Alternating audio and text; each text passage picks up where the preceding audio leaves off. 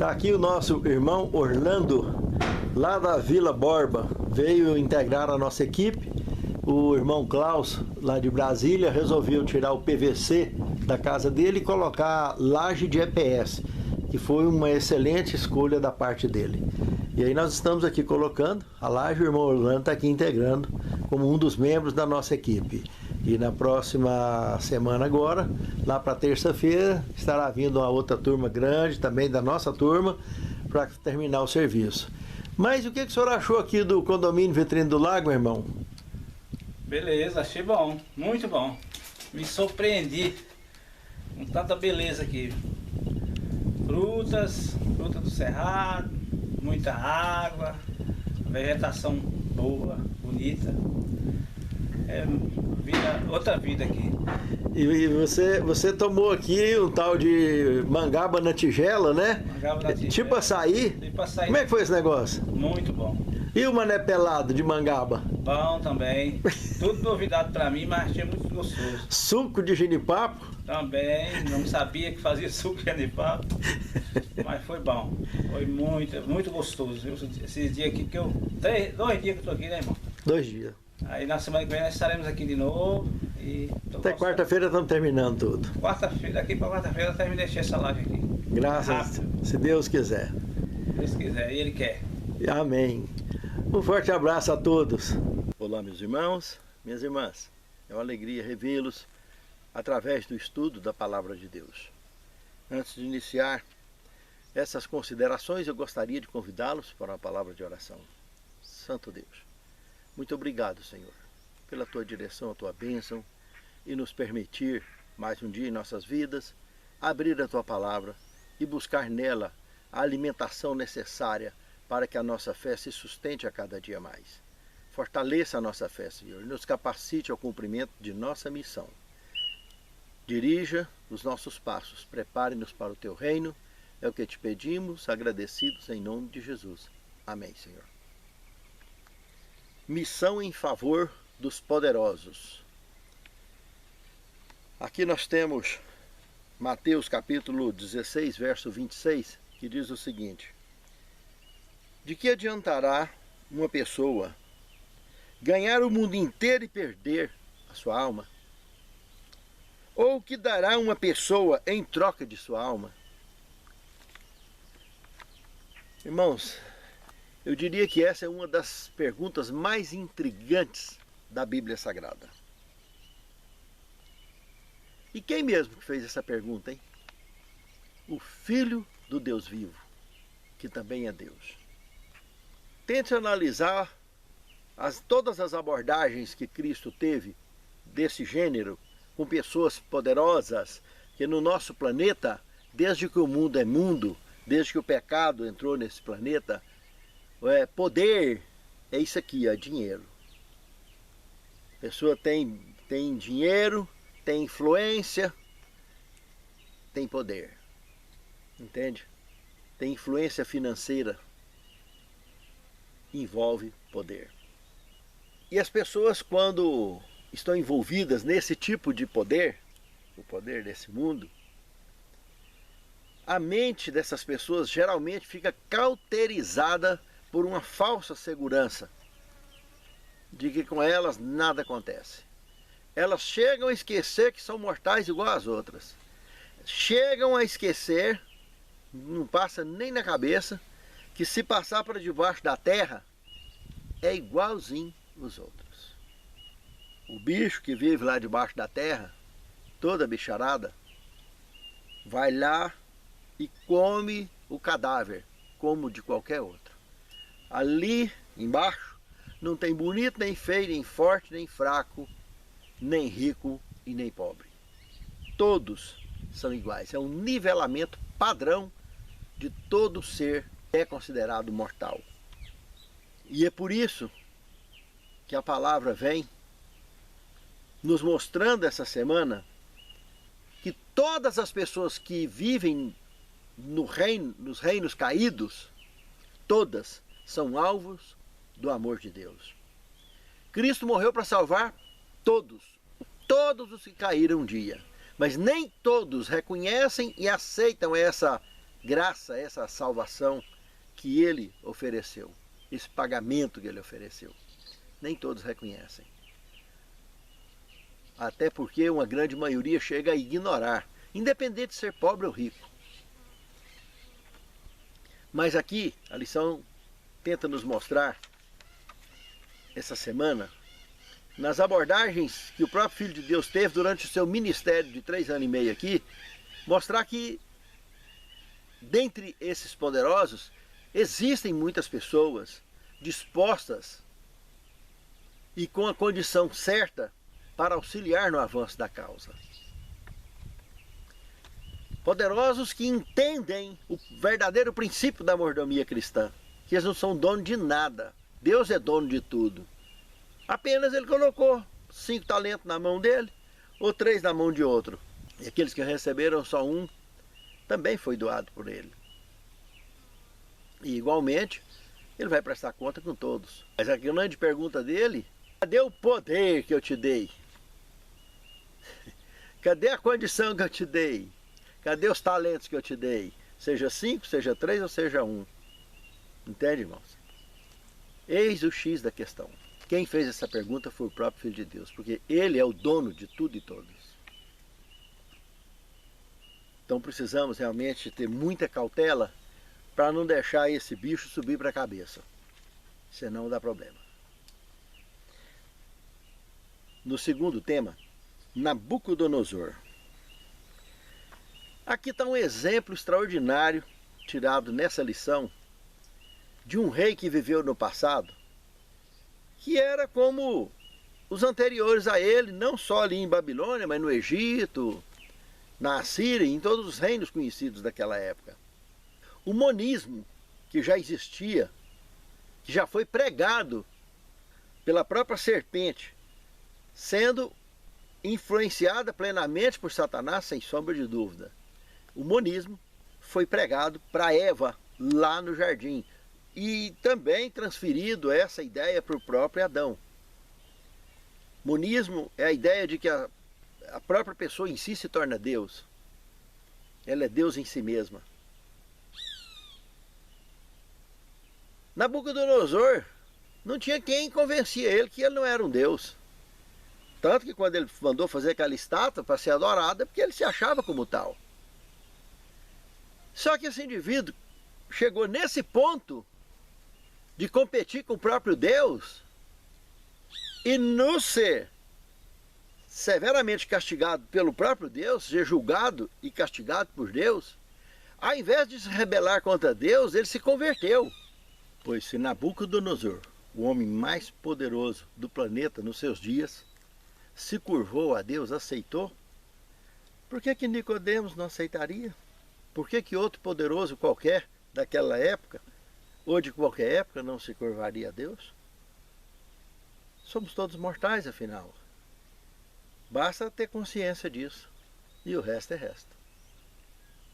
Essa ideia do monismo, popularmente, também é vista como Deus na barriga.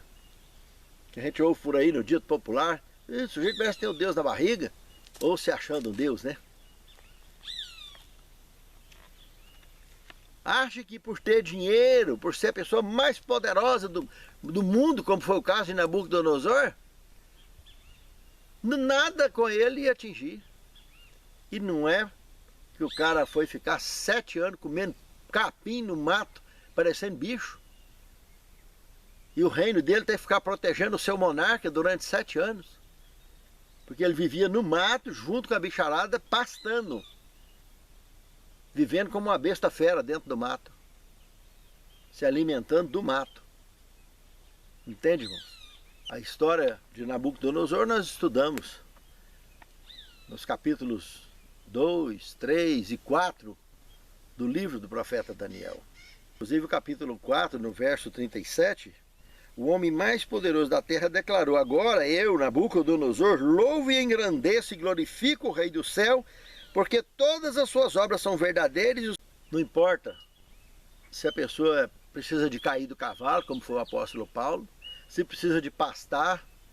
Se Deus vê que tem futuro, ele vai dar a condição ou de cair do cavalo ou de pastar, se for preciso. Outros se convertem sem precisar de nada disso. Como foi o caso de Nicodemos, de José de Arimateia, dentre muitos outros do passado, anterior à era cristã, ou durante a era cristã. E até os nossos dias. Isso não mudou nada. Deus, nos seus atributos, Ele sabe de trás para frente quem vai e quem não vai para o céu. Quem é de fato e quem não é escolhido.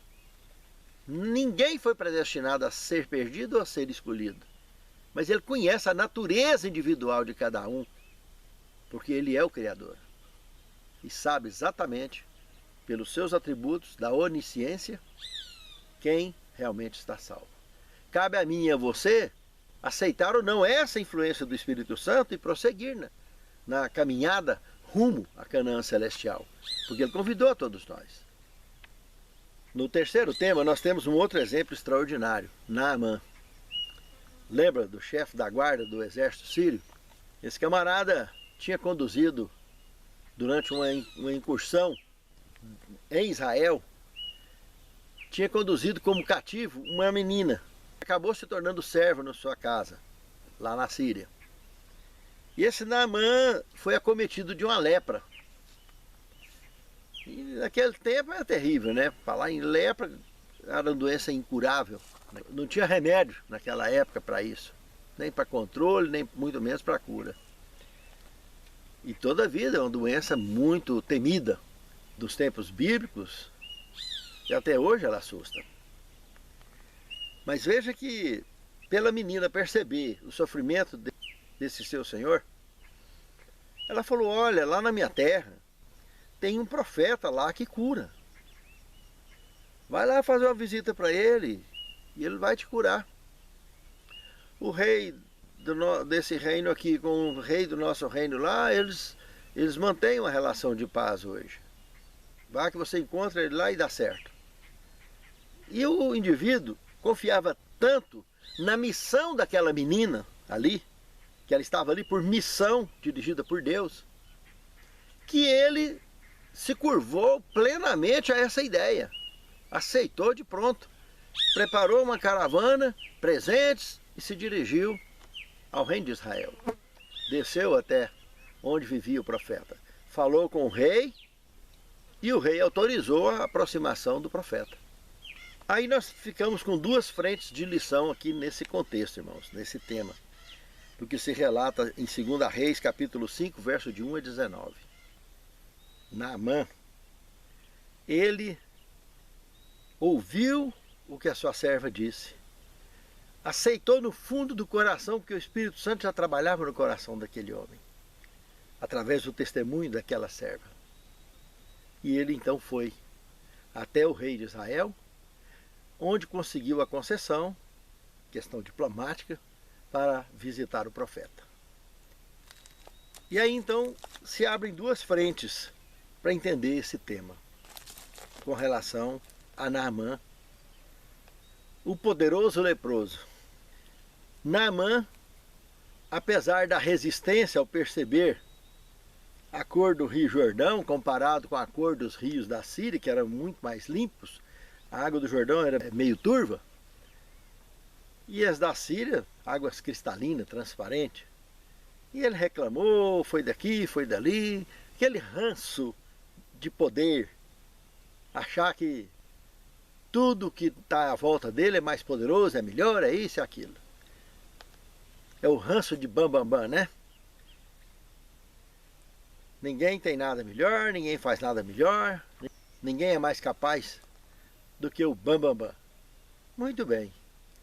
Pois o servo que estava com ele, com Naamã, falou, olha, não custa nada, o senhor já está aqui, faça o que o homem de Deus falou. E ele fez e foi curado. E se converteu de uma maneira tão impactante, essa é a primeira frente da questão, que ele volta e quer dar presente, quer fazer de tudo para que ele deponha publicamente a sua conversão. Toda pessoa nova na fé tem essa tendência normal de querer sair evangelizando o mundo todo, de qualquer jeito, a qualquer custo, de qualquer forma, porque entendeu a presença de Deus na vida dele e na vida da humanidade. e no custo do planeta, e no custo de todos os mundos, no custo do universo. E Naamã, ao se converter, quando percebeu que o profeta dispensou presente, não quer saber de presente, de nada disso, ele não está fazendo mais do que a obrigação dele como servo de Deus, ele percebeu então, ele sentiu mais firmeza ainda, que um raciocínio dele falou o seguinte, e pediu o profeta, por acaso eu posso pegar um pouquinho de terra que dá para colocar em 2 mulas e levar para mim fazer um lugarzinho lá na minha terra, para mim adorar ao Deus que eu sei que é o Deus de Israel, Deus exclusivo? Essa foi a ideia da porção de terra que ele queria levar de Israel, para fazer um lugar de oração para ele especial, homenageando ao Deus de Israel. Para isso ele pegou uns montinhos de terra e o profeta concedeu, que ele levou. E o segundo pedido que ele fez, nessa primeira frente que nós estamos analisando da história de Naamã, foi que o profeta intercedesse por ele, para que, no caso, como ele é um servo do rei da Síria, é converso, agora é um crente no Deus de Israel, porém, seria obrigado, pela severidade natural dos reis politeístas ou monistas, a severidade deles é que Naamã, como era o pajem de confiança dele, vamos dizer assim, era o general do exército dele, afinal de contas, era o segundo homem no império da Síria. Ele tinha que acompanhar o rei quando ele entrava no templo de Rimon, divindade pagã que eles acreditavam. E ele então pede o profeta que intercedesse por ele, para que Deus o perdoasse quando por acaso ele tivesse que acompanhar o rei dentro desse lugar, e o rei segurar na mão dele para poder fazer as rezas dele, e ele ter que estar ali dentro em reverência, mas na ideia dele ele estava em reverência mais ao rei dele, em respeito ao rei, do que à divindade. Ele não estava em reverência à divindade. E ele, com a consciência pesada com essa questão, porque ele entendeu aqui que o único dele, mesmo então só entendeu como ele confessou, que o único que é Deus, de fato, é o Deus de Israel. Por isso ele quis levar um pouquinho de terra para fazer um lugar de oração exclusivo para o Deus de Israel, que agora é o Deus dele também. Esses são os 2 pedidos que Naamã fez, e o profeta disse, vai em paz. Ou seja, está de boa, está tranquilo. Ele não está aqui apoiando nenhum tipo de coisa errada, ou promovendo coisa. Ele está fazendo uma coisa que ele não viu nada demais naquilo ali. Entendeu? Porque o indivíduo ia fazer um lugar de oração e, por outro lado, ele não ia fazer reverência a nenhuma divindade pagã, mas era uma questão de respeito ao rei dele. Se o rei dele estava ali naquele tempo fazendo isso, ele achou por bem, na meninice espiritual dele, agora nesse comecinho, ele não viu nada demais ele acompanhar o rei. Porque se ele pede para se excluir e vir morar em Israel, ele poderia colocar a vida dele em risco. E afinal, ele tinha uma missão também dali para frente. Que ele já era fruto da missão da serva que estava lá. Pense nisso, meus irmãos. Existe mais coisa entre o céu e a terra do que a vã filosofia do homem pensa que sabe. Deus está no controle de tudo e todos aqueles que aceitam o controle de Deus. Porque os que não aceitam, infelizmente, tombarão e ficarão apenas com a história da própria vida que ele escreveu. E nós poderemos todos escrever uma história bem diferente, voltando a fazer parte de uma raça pura, vivendo eternamente. Muito importante lembrar disso sempre. A segunda frente desse assunto da história de Naamã é que quando Naamã virou as costas para ir embora, levando de volta todo o tesouro que ele propôs entregar e doar ao profeta, ele veio com tanta fé que seria curado, que ele trouxe os tesouros. E quando Naamã já ia embora, já estava lá na frente, Geazi, o pajem do profeta, saiu de mansinho, foi lá na frente, cercou Naamã e mentiu dizendo que o profeta mudou de ideia. Aceitou o presente. Aqui nós estamos vendo as 2 frentes em paralelo, irmãos. O primeiro, um pagão, um ateu, que se converteu e se tornou um crente de verdade. E veio e tomou a coroa do Geazi. Guarda o que tens para que ninguém tome a tua coroa. Geazi, um crente mequetrefe, Assim como tem muitos dentro da igreja. Desde o alto ministério ao mais simples membro da igreja. Tem muitos. Que a vida deles está tão podre quanto a vida de Gease. E está dentro da igreja.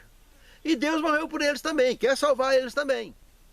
Nós não sabemos da história futura, se Gease se arrependeu, morreu salvo, morreu perdido, ninguém tem como contar essa história. Por enquanto não. Um dia no reino eterno saberemos. Mas que ele pagou um preço muito alto, pagou. A praga que caiu em cima dele, na descendência dele, era só lepra. Esse é o preço do crente mequetrefe, meus irmãos. E quando cair as 7 pragas, o crente mequetrefe vai estar debaixo delas. Na hora que cair a primeira praga, ferida dos pés à cabeça, ele vai separar no meio do povo de Deus e nunca mais vai andar com eles. Estará perdido para sempre. Gease ainda teve tempo de se converter, de refletir diante do juízo que caiu sobre ele. Mas nós estamos caminhando hoje numa direção que o dia que cair o juízo de Deus, já era. Separa joio do trigo imediatamente, na primeira praga. E aí no final desse dia, porque Apocalipse 18:8 fala que em um só dia cairão as pragas, pranto e dor. E no verso 10 de Apocalipse 18 fala que em uma só hora, o que Pedro falou lá em 2 Pedro 3, de 8 a 12, em uma só hora, os elementos ardentes se fundirão. Destruirá todo esse planeta babilônico. Cheio de crentes mequetrefe e de descrentes que nunca aceitaram ou ignoraram o cristianismo o tempo todo. Pense nisso, amado irmão. Pense nisso, amado irmão. No quarto tema, testemunhando aos eruditos. Aqui aparece Nicodemos. Nicodemos, no capítulo 3 do Evangelho de João, do verso 1 a 12, nós temos ali um relato muito interessante, irmãos. Ali começa dizendo o seguinte: havia entre os fariseus um homem chamado Nicodemos. Este veio ter com Jesus de noite e disse-lhe: Rabi, bem sabemos que és mestre vindo de Deus, porque ninguém pode fazer esses sinais que tu fazes se Deus não estiver com ele.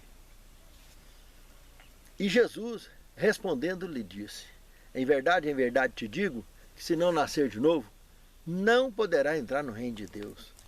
Nicodemos ficou tão chocado, tão assustado, dele ter ido para fazer esse tipo de pergunta para Jesus, e Jesus responder sem ele ter perguntado.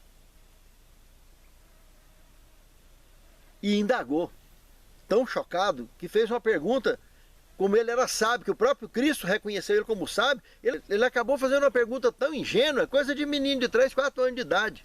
E olha lá, hein? Esse menino dessa idade pergunta uma bobagem dessa. Senhor, mas como pode um homem nascer de novo sendo velho?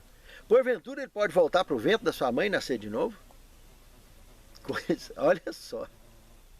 E Jesus respondendo, esclarece para ele com paciência e com amor. Em verdade te digo, que aquele que não nascer da água e do Espírito não pode nem ver o reino de Deus, quanto menos entrar. Mas como pode ser isso, Senhor? Olha, o que é nascido da carne é carne, o que é nascido do Espírito, com E maiúsculo ali, está falando de Espírito Santo, conversão. O que é nascido do Espírito é Espírito. Não te admireis de eu te haver dito? O vento, Nicodemos, ele sopra aonde quer. Ouves a sua voz, mas ninguém sabe de onde vem, nem de onde ele vem, e muito menos para onde ele vai. Assim é todo aquele que é nascido do Espírito. E ele, nessa explicação, ele mostra para Nicodemos que Nicodemos era um nascido pelo vento. Se converteu com a mensagem do Batista.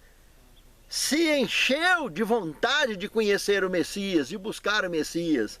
Ele veio de noite ter com o Messias, não é porque ele estava com vergonha de andar de dia ou não quis assumir a sua crença pública. Não, ele era um homem ocupado, um homem correto, respeitado, poderoso nos olhos da sociedade dos seus dias. Mas ele era uma pessoa correta. Ele tinha seu horário de trabalho e cumpria seu horário de trabalho. Ele não ia deixar seu horário de trabalho para ofender os seus patrões, os seus chefes. E à noite é o horário dele. E ele foi naquele horário porque era o horário que ele tinha. E com muita honra ele foi, com muita disposição ele foi. E mudou a vida dele por completo, essa visita. Nicodemos entendeu que ele era uma pessoa que, sem ter como explicar, Ele ouviu a mensagem do Batista, que veio do nada, apareceu do nada. Lembra como uma voz que clama no deserto? Pois é, agora Jesus está chamando de vento. O vento do Espírito, o sopro do Espírito. E agora ele estava ali, na frente de Jesus. E assim é que se explica o porquê das conversões mais difíceis ou mais estranhas, ou mais cheias de mistério que possa existir. É o que Jesus estava explicando para Nicodemos. E Nicodemos indaga novamente, mas como pode então ser isso, Senhor? A cabeça dele estava virando assim, ele estava, ao mesmo tempo que ele estava entendendo, ele estava confundindo um bocado de coisa, tentando encaixar, colocar as coisas em ordem na sua mente. E Jesus responde para ele, rapaz, o que está conversando com você, te explicando essas coisas, é o mesmo que subiu no céu e está aqui te explicando. Se eu estou te falando de coisa terrestre, você não está entendendo, você imagina se eu te falar das coisas celestes. Ele começa a dar umas pinceladas nas coisas celestes conectadas com a terrestre. Explica para ele, se você seguir a partir do verso 12 em diante, vai chegar em conclusões extraordinárias lá no final da conversa dele com Nicodemos, onde ele abre dizendo, presta atenção, Nicodemos, assim como Moisés levantou a serpente no deserto, o Filho do Homem também será erguido da terra e vai atrair todos a eles. Aí ele mexe num ponto que era inexplicável até então, que é aquela praga das serpentes, em que Deus pega e manda Moisés fazer uma serpente de metal, uma imagem de escultura, né?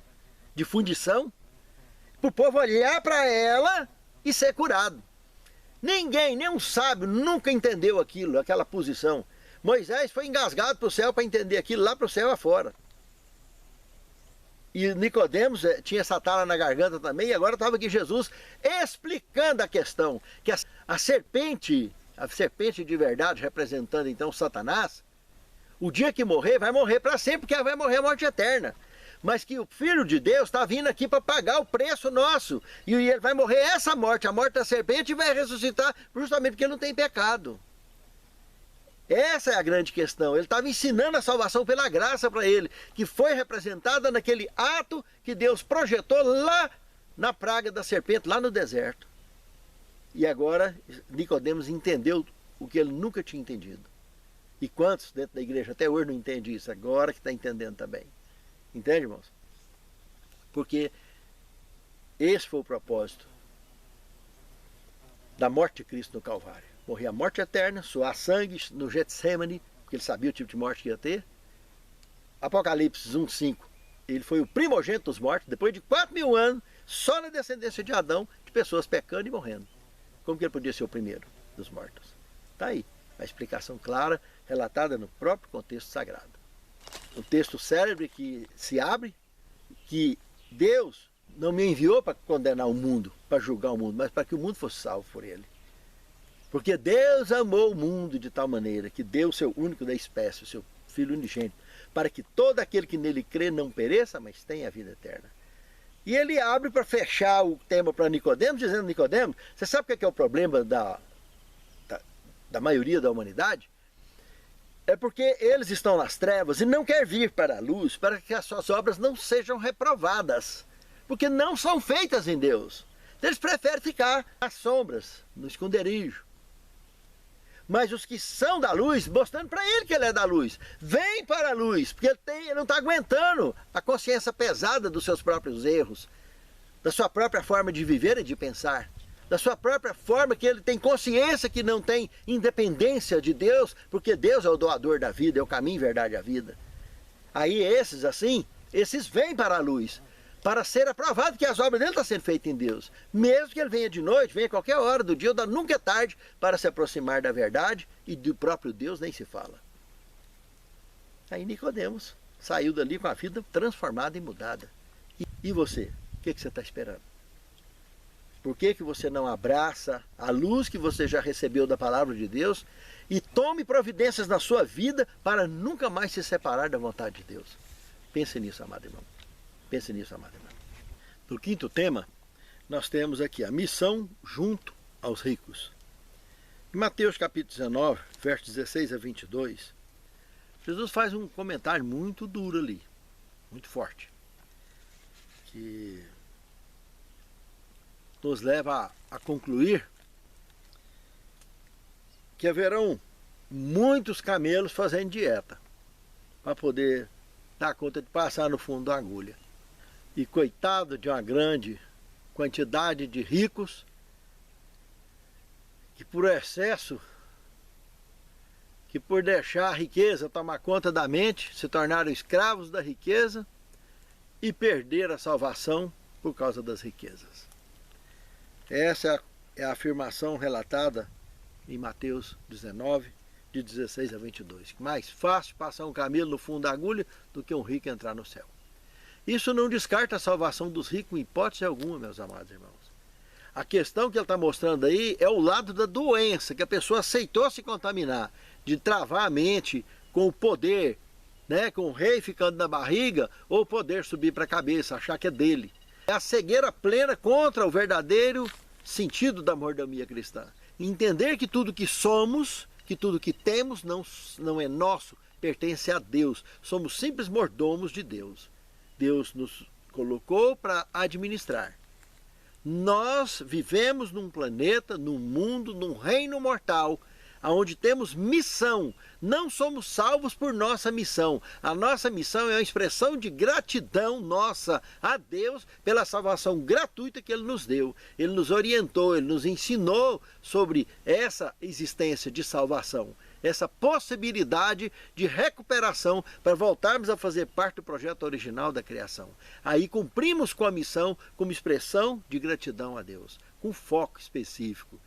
E a questão aqui que está mostrando que esse grupo, nele tem pessoas escolhidas de Deus também, e que entram usando esses recursos para o avanço da causa de Deus, não para o enriquecimento de pastores, enriquecimento pessoal de indivíduos de diversas religiões sobre a face da terra, sobre pessoas exploradores, extorquistas, que ficam explorando a população, lobos vestidos de ovelha.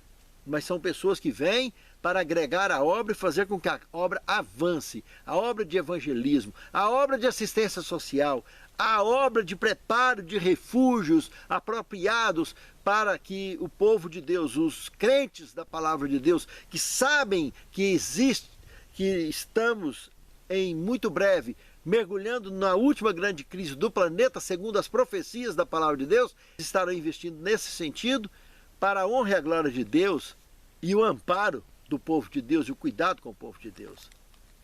Então, em todas as épocas tiveram poderosos porque Deus colocou os 5 talentos na mão deles, mas que nunca esses poderosos, jamais entendeu que era deles, sabia que era de Deus, e com fidelidade administrou os 5 talentos sempre e administra até hoje. Entende, irmãos? Então, a missão junto aos ricos é de fundamental importância por esse motivo, porque por eles também, Jesus morreu. Jesus morreu pelos miseráveis e morreu pelos poderosos, para que todos, de alguma maneira, se enxergue como mordomo de Deus, cumpra com a sua missão, seja como miserável, seja como poderoso, seja como uma pessoa comum. E naquele grande dia, assim como a parábola do rico e Lázaro apresenta, mostra aquele miserável Lázaro nos braços de Abraão. Assim estaremos todos para a honra e a glória de Deus. E infelizmente mostra o rico se queimando na destruição eterna. Pense nisso, amado irmão. Pense nisso, amado irmão. No 6º tema, temos missão junto aos poderosos. Aqui temos Mateus capítulo 27, verso de 57 a 60. Irmãos, aqui a gente vê José de Arimateia surgindo do nada para vir cuidar do corpo de Jesus. E lá está dizendo bem claro que ele era um discípulo de Jesus, que antes não aparecia como tal. Mas interessante, irmãos, na hora certa ele foi usado e de uma maneira muito objetiva, porque as potestades da maldade, sob o comando de Satanás, queria pegar o corpo de Jesus e jogar na vala. Os líderes da igreja de Cristo naquela época, os fundamentalistas, os donos de igreja, que nunca sumiu de igreja nenhuma, tudo quanto é religião tem os donos de igreja, queriam pegar o corpo dele e jogar na vala, para ficar lá destruindo com o tempo os bichos comer. Assim como todos que eram crucificados eram jogados, eram amaldiçoados. Por serem amaldiçoados, na visão deles mesmos, e queria assim fazer com o corpo de Cristo, porque morreu no madeiro. E José de Arimateia, como servo do Deus vivo, foi lá com influência no governo que ele tinha, um poderoso contribuinte, não teve dúvida, eles cederam e Nicodemos foi junto, ajudou nessa questão. E assim ele foi sepultado numa sepultura chique. A liderança, quando percebeu que não tinha jeito de evitar isso, porque eles queriam jogar ele na vala, foi lá no império em pleno sábado, pagou. Tirou dinheiro do bolso e pagou em pleno sábado, pelo lacre de ferro, para colocar na sepultura, porque eles não esqueceram o que os discípulos esqueceram. Aqueles que andavam com Jesus esqueceram que ele falou que ia ressuscitar no terceiro dia. E os fanáticos, os donos da igreja, os donos de igreja não esqueceram não. E falou, usou isso como argumento para Pilatos, que isso podia trazer transtorno até para o governo dele. E Pilatos cedeu, aceitou o pagamento pelo lacre e mandou colocar, selar com ferro, a sepultura onde Jesus estava dentro, cedida por José. E Jesus assim mesmo ressuscitou. O anjo que chegou, estourou o lacre, tirou a pedra, e aqueles soldados que estavam ali, que assistiu toda aquela cena, foram depois visitados por esses líderes e comprados também, para não contar nada daquilo ali, do que eles assistiram. E o soneto ficou pior do que a emenda, né? Jesus ainda ficou 40 dias aqui na terra. A missão junto aos poderosos está aí. Nos momentos certos, a missão é cumprida, ainda que por um fio de cabelo. Jesus escapou de ser lançado na contaminação da vala de cadáveres e foi colocado ali por 3 dias, vigiado por soldados, selado para ninguém perturbar, nem roubar o corpo e nem perturbar o descanso dele, nesses 3 dias. E ele ressuscitou da morte eterna, pagando o meu e o seu preço, para salvar a mim e a você. É por isso que a missão junto aos poderosos é importante. Quando somos chamados para ir a alguém poderoso e falar a palavra de Deus, falar em nome de Deus, é muito importante que o façamos com diligência e com dignidade. No 7º tema, só Deus salva. Queria citar um texto de Ciência do Bom Viver, página 125, que diz o seguinte: muito se diz quanto ao nosso dever para com os pobres negligenciados.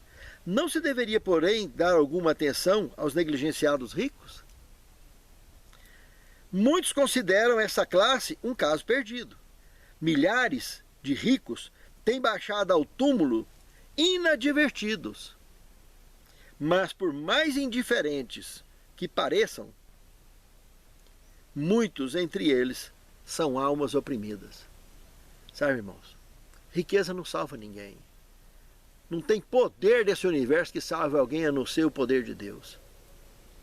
Ó Senhor, encha-nos dessa consciência e que façamos a Tua vontade. Que cumpramos com a missão que Tu tem confiado a nós. Santifica-nos, Senhor, na Tua palavra, porque a Tua palavra é verdade. Prepare-nos para o Teu reino. E em muito breve, pela Tua graça, venha para nos buscar, para que a Tua vontade plena, conforme escrito na Tua palavra, se cumpra na história de nosso mundo, de nosso reino, e que possamos ir fazer parte do Teu reino para todo sempre, desde que aceitamos a Tua mensagem e aceitamos a Tua direção em nossas vidas. É o que te suplicamos, agradecidos em nome de Jesus.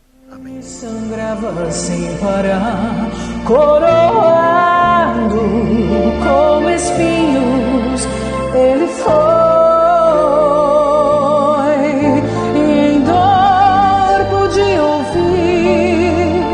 Escárnio dos que o punham pra morte.